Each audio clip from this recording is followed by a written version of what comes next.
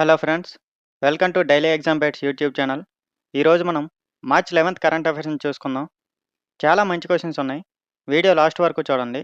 First question, 2026లో no smoking డేని ఏ తేదీని పాటించారు? కరెక్ట్ ఆన్సర్ ఆప్షన్ సి మార్చి 11 అండి. ఈ నో స్మోకింగ్ డేని ప్రతి సంవత్సరం మార్చి నెలలో రెండవ బుధవారం జరుపుకుంటారు. సో ఆ విధంగా ఈ రెండవ బుధవారం మార్చి 11 పడింది కాబట్టి ఈ సంవత్సరం మార్చి 11న నో స్మోకింగ్ డేని పాటించారండి. ఓకేనా? ఇది గుర్తుంచుకోవాలి, ఇది ఇంపార్టెంట్. మార్చి నెలలో రెండవ బుధవారం జరుపుకుంటారు. ఓకేనా? ఈ సంవత్సరానికి థీమ్ ఏంటంటే a smoke free life starts with a smoke free day అండి. సో ఈ ప్రచారం 1984లో యునైటెడ్ కింగ్డమ్‌లో ప్రారంభమైందండి. అలాగే ఇంకో కన్‌ఫ్యూజింగ్ పాయింట్ ఏంటంటే వరల్డ్ నో టొబాకో డే అనేది మే 31 అండి. ఈ డిఫరెన్స్ గుర్తుంచుకోవాలి. ఇది నో స్మోకింగ్ డే అండి. ఇది మార్చ్ 2nd వెన్స్‌డే జరుపుకుంటామండి. వరల్డ్ నో టొబాకో డే అయితే మే 31 అండి. ఓకేనా? గుర్తుంచుకోవాలి, కన్‌ఫ్యూజ్ అవ్వకూడదు. అందుకనే ఇది కూడా చెప్తున్నాం. ఓకే. సో మన క్వెషన్ ఏంటంటే 2026లో నో స్మోకింగ్ డే ఏ తేదీని పాటించారు? కరెక్ట్ ఆన్సర్ ఏంటి? మార్చ్ 11. ఎందువల్ల అంటే ప్రతి సంవత్సరం మార్చ్ 2వ బుధవారం వచ్చే రోజుని నో స్మోకింగ్ డేగా పాటించడం ఆనవాయితీ. సో ఆ విధంగా ఇప్పుడు మార్చ్ 11న పాటించాం. ఇది ఎప్పుడు స్టార్ట్ అయిందంటే 1984లో యునైటెడ్ కింగ్డమ్‌లో ప్రారంభమైంది. అలాగే కన్‌ఫ్యూజింగ్ పాయింట్స్ చూసుకుంటే వరల్డ్ నో టొబాకో డే అనేది మే 31న జరుపుకుంటారు. ఈ రెండిట్లకి డిఫరెన్స్ గుర్తుంచుకోవాలి. Okay. Next question. 2026 meta lifetime achievement అవార్డ్‌ను ఎవరు అందుకుంటారు? Correct answer option C Amol Palekar. ఈ అవార్డ్‌ను Mahindra excellence in theatre awards అందిస్తుంది. దాన్నే మెటా అని సింపుల్‌గా అంటాం. ఈ అవార్డ్ భారతీయ థియేటర్ మరియు సినిమాకు చేసిన కృషికి గుర్తింపుగా ఇవ్వబడుతుంది. ఈ అవార్డు కింద 5 లక్షల నగదు బహుమతి ఉంటుందండి. ఈ అవార్డు కార్యక్రమం 2026 మార్చి 19 నుంచి 25 వరకు న్యూఢిల్లీలో జరుగుతుంది. ఓకేనా? సో గుర్తుంచుకోవాలి. 2026 మెటా లైఫ్ టైమ్ అచీవ్‌మెంట్ అవార్డ్‌ని ఎవరు అందుకుంటారు అంటే correct answer option C Amol Palekar. ఈ మెటా ఫుల్ ఫామ్ ఏంటండి? Mahindra excellence in theatre awards అండి. ఈ అవార్డు దేనికోసం ఇవ్వబడుతుంది అంటే భారతీయ థియేటర్ మరియు సినిమాకు చేసిన కృషికి గుర్తించి ఇవ్వబడుతుంది. దీనికి నగదు బహుమతి ఎంత ఉందండి? 5 లక్షలు ఉంది. ఈ కార్యక్రమం ఎప్పటి నుండి ఎప్పటి వరకు జరుగుతుంది? మార్చ్ 19 నుండి 25 వరకు న్యూఢిల్లీలో జరుగుతుంది. ఓకేనా? Next question. 2026 మార్చిలో భారత సుప్రీం కోర్ట్ పాసివ్ యూథనేసియా అనుమతిని ఏ వ్యక్తికి ఇచ్చింది? కరెక్ట్ ఆన్సర్ చూస్తే ఆప్షన్ సి హరీష్ రాణా అండి. ఈ పాసివ్ యూథనేసియా అంటే ఏంటి? ప్రాణాన్ని నిలబెట్టే చికిత్సను ఆపడం ద్వారా సహజ మరణాన్ని అనుమతించడం అనేది పాసివ్ యూథనేసియా అంటారండి. అయితే యాక్టివ్ యూథనేసియా అంటే నేరుగా మరణాన్ని కలిగించడం అండి. ఇది చాలా దేశాల్లో చట్టవిరుద్ధం. సో డిఫరెన్స్ చూసుకోండి. ఇప్పుడు చెప్పింది పాసివ్ యూథనేసియా అండి. ఇది ప్రాణాన్ని నిలబెట్టే చికిత్సను ఆపడం ద్వారా సహజ మరణాన్ని అనుమతించడం. యాక్టివ్ యూథనేసియా అంటే నేరుగా మరణాన్ని కలిగించడం అండి. ఇది చాలా దేశాల్లో చట్టవిరుద్ధం కూడా. ఓకేనా? సో ఇప్పుడు ఈ క్వెషన్‌లో చూసుకుంటే ఈ హరీష్ రాణా అనే వ్యక్తి 2013లో తీవ్రమైన మెదడు గాయంతో కోమాలోకి వెళ్ళిపోయారండి. సో అప్పటినుంచి ఇతనికి చికిత్స ఇస్తున్నారు. అతను కోమాలోనే ఉంటున్నాడు. సుప్రీం కోర్ట్ తన పాత తీర్పు 2018లో ఆర్టికల్ 21 కింద right to die with dignity అనే హక్కును గుర్తించిందండి. సో దాన్ని దృష్టిలో పెట్టుకొని ఇప్పుడు ఈ తీర్పు ఇవ్వడం జరిగింది. సో గుర్తుంచుకోవాలి. భారత సుప్రీం కోర్ట్ 2026 మార్చిలో పాసివ్ యూథనేసియా అనుమతిని ఏ వ్యక్తికి ఇచ్చింది అంటే correct answer option C Harish Rana అండి. ఏంటండి ఈ పాసివ్ యూథనేసియా అంటే? వెంటిలేటర్ లేదా ఫీడింగ్ ట్యూబ్ వంటి జీవనాధార చికిత్సలను నిలిపివేయడం అండి. ఓకేనా? ఇది ఇంతకుముందు సుప్రీం కోర్ట్ 2018లో ఆర్టికల్ 21 తెలుసు కదండీ! దాని కింద right to die with dignity అనే హక్కును గుర్తించిందండి. ఎప్పుడు? 2018లో. సో దాన్ని ఇప్పుడు బేస్ చేసుకొని ఈ హరీష్ రాణా అనే వ్యక్తికి పాసివ్ యూథనేసియా అనుమతి ఇచ్చిందండి. సో గుర్తుంచుకోవాలండి అన్ని కీ పాయింట్స్. ఓకేనా? Next question. పీపీవీఎఫ్ఆర్ఏ పేటెంట్ హోదా పొందిన నగౌరి పాన్ మెంతి ఏ రాష్ట్రానికి చెందినది? Correct answer option D Rajasthan అండి. పీపీవీఎఫ్ఆర్ఏ ఫుల్ ఫామ్ ఏంటండి? Protection of plant varieties and farmers rights authority అండి ఫుల్ ఫామ్. ఇది ఇస్తుంది ఈ పేటెంట్‌ను. నగౌరి పాన్ మెంతి అండి. దాని ప్రత్యేకత రుచి మరియు నాణ్యతకు ప్రసిద్ధండి. ఈ patent protection of plant varieties and farmers rights act 2001 కింద ఇవ్వబడుతుంది. సో, పేరు గుర్తుంచుకోవాలి. ఫస్ట్ ఏంటండి ఆ మెంతి? నగౌరి పాన్ మెంతి పేటెంట్ పొందిందండి పీపీవీఎఫ్ఆర్ఏ దగ్గర నుండి. అది ఏ స్టేట్‌కి సంబంధించింది అంటే correct answer option D Rajasthan అండి. ఈ పీపీవీఎఫ్ఆర్ఏ ఫుల్ ఫామ్ ఏంటంటే protection of plant varieties and farmers right authority అండి. ఇది ఈ పేటెంట్ అనేది ఈ పీపీవీఎఫ్ఆర్ఏ యాక్ట్ 2001 కింద ఇవ్వబడుతుంది. ఓకేనా? Next question. పునరుద్ధరణ జరుగుతున్న బాస్కుల్ బ్రిడ్జ్ ఏ పోర్ట్ వద్ద ఉంది? Correct answer option D Shyam Prasad Mukherjee port, Kolkata అండి. ఈ బ్రిడ్జ్ పునరుద్ధరణ ఖర్చు సుమారు 117.54 కోట్లండి. ఈ బ్రిడ్జ్ మొదటగా 1966 నవంబర్ 15న ప్రారంభమైంది. బాస్కల్ బ్రిడ్జ్ అంటే ఏంటండి? నౌకలు వెళ్లేందుకు పైకి లేచే విధంగా నిర్మించిన బ్రిడ్జ్ అండి. సో, గుర్తుంచుకోవాలి. పునరుద్ధరణ జరుగుతున్న బాస్కల్ బ్రిడ్జ్ ఏ పోర్ట్ వద్ద ఉందంటే correct answer Shyam Prasad Mukherjee port అండి. ఎక్కడుంది? కోల్కతాలో ఉంది. ఈ బ్రిడ్జ్ మొదటగా ఎప్పుడు ప్రారంభమైందంటే 1966 నవంబర్ 15న ప్రారంభమైందండి. అయితే ఇప్పుడు ఈ బ్రిడ్జ్ పునరుద్ధరణ ఖర్చు సుమారు 117.54 కోట్లుగా ఉందండి. ఓకేనా? ఈ బాస్కల్ బ్రిడ్జ్ అంటే ఎలా ఉంటదండి? నౌకలు వెళ్లేందుకు పైకి లేచే విధంగా ఈ నిర్మించిన బ్రిడ్జ్ అండి ఇది. ఓకేనా? Next question. ప్రధానమంత్రి నరేంద్ర మోదీ ఇటీవల 5,600 కోట్ల అభివృద్ధి ప్రాజెక్టులను తమిళనాడులోని ఏ నగరంలో ప్రారంభించారు? Correct answer option C Tiruchirappalli అండి.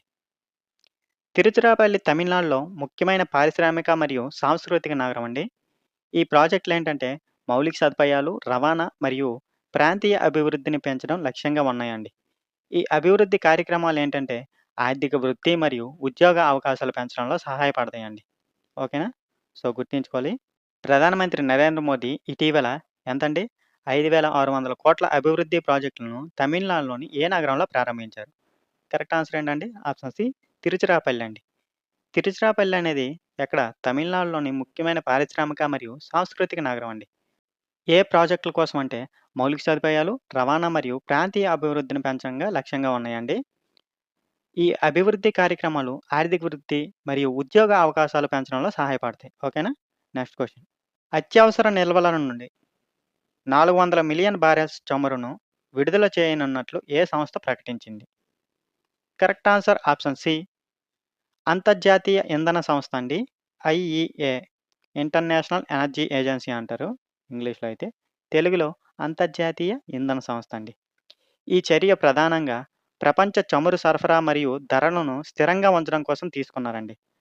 అత్యవసర నిల్వలు స్ట్రాటజిక్ పెట్రోలియం రిజర్వ్స్ రూపంలో సభ్యదేశాలు నిల్వ ఉంచుకుంటాయండి.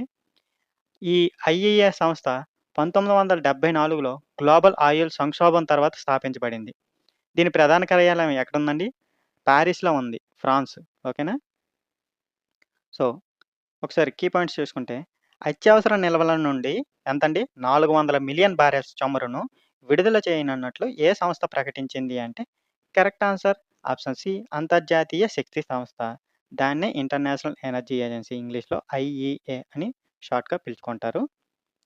అయితే ఈ చర్య ప్రధానంగా ప్రపంచ చమురు సరఫరా మరియు ధరలను స్థిరంగా ఉంచడం కోసం తీసుకున్నారండి.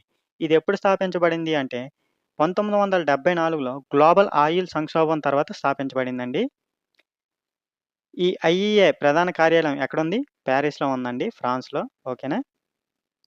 అత్యవసర నిల్వలు స్ట్రాటజిక్ పెట్రోలియం రిజర్వ్స్ రూపంలో సభ్య దేశాలు నిల్వ ఉంచుకుంటాయండి. ఓకేనా? Next question. జియో పాలిటికల్ ఉద్రిక్తతల కారణంగా 2026 ఫిఫా వరల్డ్ కప్ నుంచి ఏ దేశం వైదొలిగింది? Correct answer option C Iran అండి. ఈ నిర్ణయాన్ని ఇరాన్ క్రీడల మంత్రి ఎవరండి? అహ్మద్ దోన్యామాలి ప్రకటించారండి. 2026 ఫిఫా వరల్డ్ కప్‌ను ఎవరు నిర్వహిస్తున్నారండి? యునైటెడ్ స్టేట్స్, కెనడా మరియు మెక్సికో దేశాలు కలిపి నిర్వహించనున్నాయండి. ఎప్పుడు ప్రారంభమవుతుందంటే 2026 జూన్ 11 నుండి జూలై 19 వరకు జరుగుతుంది. ఓకేనా? సో, గుర్తుంచుకోవాలి. జియో పొలిటికల్ ఉద్రిక్తతల కారణంగా 2026 ఫిఫా వరల్డ్ కప్ నుండి ఏ దేశం వైదొలిగింది అంటే correct answer option C Iran అండి. దీన్ని ఎవరు ప్రకటించారు అంటే ఇరాన్ క్రీడల మంత్రి అహ్మద్ దోన్యామాలి ప్రకటించారు. ఈ ఫిఫా వరల్డ్ కప్‌ను ఎవరు నిర్వహిస్తున్నారంటే ఈ 2026 ఫిఫా వరల్డ్ కప్‌ని యునైటెడ్ స్టేట్స్, కెనడా మరియు మెక్సికో దేశాలు కలిసి నిర్వహించనున్నాయి. ఈ టోర్నమెంట్ ఎప్పుడు జరుగుతుందండి? జూన్ 11 నుంచి జూలై 19, 2026 వరకు జరుగుతుందండి. ఓకేనా? Next question. ఇటీవల మరణించిన ప్రముఖ ఎండాలజిస్ట్ మరియు పద్మశ్రీ అవార్డు గ్రహీత హెర్మాన్ కుల్కే ఏ దేశానికి చెందినవారు? Correct answer option B Germany అండి. హెర్మన్ కుల్కే భారత చరిత్రపై పరిశోధన చేసిన ప్రముఖ ఎండాలజిస్ట్ అండి. ఆయన పరిశోధనలు ప్రధానంగా మధ్యయుగ భారత చరిత్ర మరియు దేవాలయ సంస్కృతిపై ఉన్నాయండి. ప్రత్యేకంగా ఒడిశాలోని జగన్నాథ్ సాంప్రదాయంపై ఆయన చేసిన అధ్యయనాలు ప్రసిద్ధి పొందాయి. ఆయనకు 2010లో భారత ప్రభుత్వం పద్మశ్రీ అవార్డును ప్రదానం చేసిందండి. సో, గుర్తుంచుకోవాలి. ఇటీవల మరణించిన ప్రముఖ ఎండాలజిస్ట్ మరియు పద్మశ్రీ అవార్డు గ్రహీత హెర్మన్ కుల్కే ఏ దేశానికి చెందినవారండి? Correct answer option B Germany అండి. ఈయన పరిశోధనలు ప్రధానంగా మధ్యయుగ భారత చరిత్ర మరియు దేవాలయ సంస్కృతిపై ఉన్నాయండి. ప్రత్యేకంగా ఒడిశాలోని జగన్నాథ సాంప్రదాయంపై చేసిన అధ్యయనాలు ప్రసిద్ధి పొందాయండి. భారత ప్రభుత్వం పద్మశ్రీ ఎప్పుడు ప్రదానం చేసిందండి? 2010లో ప్రదానం చేసింది. ఓకే, గుర్తుంచుకోవాలి. Next question. భారతదేశంలో పనిచేస్తున్న అణు విద్యుత్ కేంద్రానికి చీఫ్ సూపరింటెండెంట్‌గా నియమితులైన మొదటి మహిళ ఎవరు? Correct answer option C RM Nachammai. RM Nachammai ఎక్కడండి? కర్ణాటకలోని కైగా అణు విద్యుత్ కేంద్రంలో చీఫ్ సూపరింటెండెంట్‌గా నియమితులయ్యారండి. ఈ అణు విద్యుత్ కేంద్రాలు ఎన్‌పీసీఐఎల్ తెలుసు కదండీ! Nuclear power corporation of India limited ద్వారా నిర్వహించబడతాయి. ఎన్‌పీసీఐఎల్ సంస్థ డిపార్ట్మెంట్ ఆఫ్ అటామిక్ ఎనర్జీ కింద పనిచేస్తుంది. భారతదేశంలో ముఖ్యమైన అణు విద్యుత్ కేంద్రాలు ఏంటంటే తారాపూర్, కూడంకులం, కల్పక్కం, కాక్రపార్ మరియు కైగా. తెలుసు కదండీ మీకివి. ఓకే. సో, మన క్వెషన్‌లో హైలైట్స్ చూసుకుంటే భారతదేశంలో పనిచేస్తున్న అణు విద్యుత్ కేంద్రానికి చీఫ్ సూపరింటెండెంట్‌గా నియమితులైన మొదటి మహిళ ఎవరు? అంటే correct answer option C RM Nachammai. ఎక్కడండి ఈవిడ అపాయింట్‌మెంట్ అయ్యారంటే కర్ణాటకలోని కైగా అణు విద్యుత్ కేంద్రంలో చీఫ్ సూపరింటెండెంట్‌గా నియమితులయ్యారు. ఈ అణు విద్యుత్ కేంద్రాలు ఎన్‌పీసీఐఎల్ అంటే nuclear power corporation of India limited ద్వారా నిర్వహించబడతాయి. సో, ఈ ఎన్‌పీసీఐఎల్ మరి దేని కింద పనిచేస్తుందంటే డిపార్ట్మెంట్ ఆఫ్ అటామిక్ ఎనర్జీ కింద పనిచేస్తుంది. అలాగే భారతదేశంలో ముఖ్యమైన అణు విద్యుత్ కేంద్రాలు తెలుసు కదండీ! తారాపూర్, కూడంకలం, కల్పక్కం, కాక్రపార్ మరియు కైగా. సో, ఇవి కూడా గుర్తుంచుకోవాలి. ఓకే. Next question. రక్షిత వన్యప్రాణి అభయారణ్యాల్లో అసాధారణంగా ఎత్తైన ఎత్తుల్లో సాంబార్ జింకలు మొదటిసారి ఏ భారత రాష్ట్రంలో నమోదు చేయబడ్డాయి? Correct answer option C Himachal Pradesh అండి. ఈ సాంబార్ జింకలు హిమాచల్ ప్రదేశ్‌లోని చంబా జిల్లాలో మొదటిసారి అధిక ఎత్తులో నమోదు చేయబడ్డాయండి. వాటిని కలాటోప్ కజియార్ వన్యప్రాణి అభయారణ్యం మరియు గామ్గుల్ అభయారణ్యంలో గుర్తించారండి. ఈ ప్రాంతాలు సుమారు 2500 నుండి 3000 మీటర్ల ఎత్తులో ఉన్నాయండి. సో, గుర్తుంచుకోవాలి. రక్షిత వన్యప్రాణి అభయారణ్యాల్లో అసాధారణంగా ఎత్తైన ఎత్తుల్లో సాంబార్ జింకలు మొదటిసారి ఏ భారత రాష్ట్రంలో నమోదు చేయబడ్డాయి అంటే correct answer option C Himachal Pradesh అండి. ఈ సాంబార్ జింకలు హిమాచల్ ప్రదేశ్‌లోని ఎక్కడండి? చంబా జిల్లాలో మొదటిసారి అధిక ఎత్తులో నమోదు చేయబడ్డాయండి. వాటిని ఎక్కడ గుర్తించారంటే కలాటోప్ కజియార్ వన్యప్రాణి అభయారణ్యం మరియు గామ్గుల్ అభయారణ్యంలో గుర్తించారండి. ఈ ప్రాంతాలు సుమారు 2500 నుండి 3000 మీటర్ల ఎత్తులో ఉన్నాయండి. ఓకేనా? Next question. Quiz of the day అండి. మనం ఆల్రెడీ ఈ క్వెషన్ గురించి డిస్కస్ చేసాం. ఆన్సర్ తెలిస్తే కింద కామెంట్‌లలో చెప్పండి. పునరుద్ధరణ జరుగుతున్న బాస్కల్ బ్రిడ్జ్ ఏ పోర్ట్ వద్ద ఉంది? కరెక్ట్ ఆన్సర్‌ని కామెంట్‌లో చెప్పండి. ఈ వీడియో ఉపయోగపడితే లైక్ చేయండి. మరిన్ని కరెంట్ అఫైర్స్ కోసం మా ఈ ఛానల్‌ని సబ్స్క్రైబ్ చేయండి. Thank you for watching.